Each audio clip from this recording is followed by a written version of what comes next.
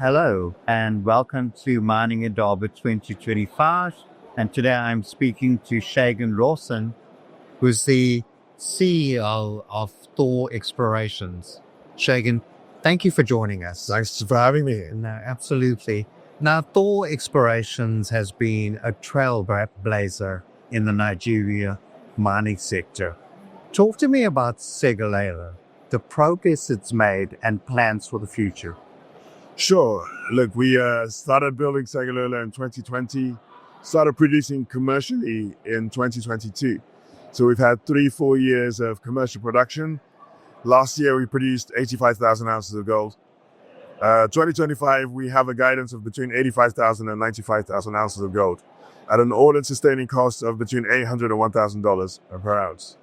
I think a big milestone last year was that we repaid all our senior debt, and we're now in a position with a deleveraged balance sheet. So the cash we're building up now, we're reinvesting in exploration because we believe extending the mine life delivers significant value to our shareholders. And that's a big priority for us in 2025. Okay. Now, talk to me about how Segilola's operations also benefit communities. Tell me about some of your CSR initiatives, and do you have any plans to increase that this year? Sure. I think first and foremost, we employ 1,700 people on the mine. So that brings huge jobs to the region, to the state. And out of the 1,700 people, over 20% of them are from the immediate local communities of the villages around us. So even without going into the CSR, there's a big impact from this project. The people we employ, we upskill. We have female truck drivers, for example, who were initially employed as cleaners, and we're upskilling them into various parts of the mine. And then within the CSR, we have completed 40 projects, which range from scholarships to fixing of roads to building schools. Two of our big projects that are ongoing now are cooperatives, where we have seed funded, trained, and handed ownership over to the community. One is a fish farm, which they are selling dried and smoked fish commercially. We are one of their largest off-takers. One is a vegetable farm. And one thing we did do with the community is that we did tailor our community projects through the progress of the company, the evolution of the company. So when we're in the exploration phase, we had lower budgeted projects. Same with construction, and now we're in production. We have really increased our CSR programs. Okay. Now, Shagan, obviously, you've got great ambitions, and you are not just focused on Nigeria. Talk to me about the other exploration projects that you have in the rest of Africa, and what do you hope to achieve in 2025? Yeah, our second project is a Douta project in Senegal. And in terms of ounces of gold, it's larger than what we have in Nigeria. Obvious, it's a lower grade. So we're very excited about that. We're completing a preliminary feasibility study now. Hopefully, we'll be able to fast track the preliminary feasibility study to a bankable feasibility study. And hopefully I'm standing here with you this time next year, about to go into production on our second gold mine. Yeah. So we're very excited about that. I think we are viewed as a single mine company in Nigeria. Yeah. Whereas in reality, there's a very viable project that should be able to deliver significant value to our shareholders. Also, in the second half of last year, we expanded into Cote d'Ivoire, into Ivory Coast. We acquired a project from Indaba, and we picked up some early stage ground, and we're carrying out exploration there. So 2025 should see organic growth through exploration, which is also underpinned by production in Nigeria. Absolutely.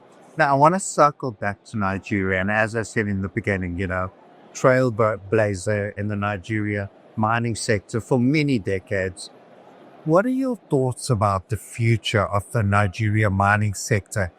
Can the country actually break away from reducing its reliance on its oil and gas sector? I think so. And that's the narrative we're getting from the federal government level. They're trying to diversify the economy to have bigger contributions to GDP from mining. And what you do see is, if you look at countries around us, the Ivory Coast, the Burkinas, even Ghana, the track record and the long history in mining, all it takes is one or two success stories to generate an influx of additional investment and development in the mining sector. One thing the government has to do is provide the necessary support, whether that's the initial stages of exploration to generate databases for would-be investors. I don't know, but I think that is very much required. As an operator in the country, what I have seen is a lot of interest, not necessarily from the larger mining companies, but I've seen like local oil and gas companies now diversifying into mining. We are in a jurisdiction where the Mining Act is very enabling. There's tax holidays, there's waivers on your duty, customs and duties and taxes. There's a very, very employable, young, growing population as well, very educated population. So I think the country's well positioned. It just needs, one or two more success stories combined with support from the government to thrive. Okay. Now, finally, Shagan, you won the investment battlefield at Mining Indaba back in 2018, and you managed to fast track your project. Not everything turns out as a success story. So what advice can you give, especially junior miners that want to start projects in Africa? Look, I think the investment battlefield here has certainly raised my profile. After winning it, it was the first time I had a North American broker actually take interest and come out and do a site visit. I think one thing we did, and which I would advise junior miners, is always try and aim for the next milestone, whether it's initially a PFS, completing that successfully, PFS to DFS, then DFS, really going for the financing, which is probably the most painful part of it. Just pulling the financing together and getting all the contracts in place, and then going into construction. So we never really looked too far ahead. It was always the next milestone and doing it properly without shortcuts. Okay. Well, Shagan, as always, great chatting to you. Thank you for joining us on Mining Review Africa today, and I hope to see you again, same time, same place next year.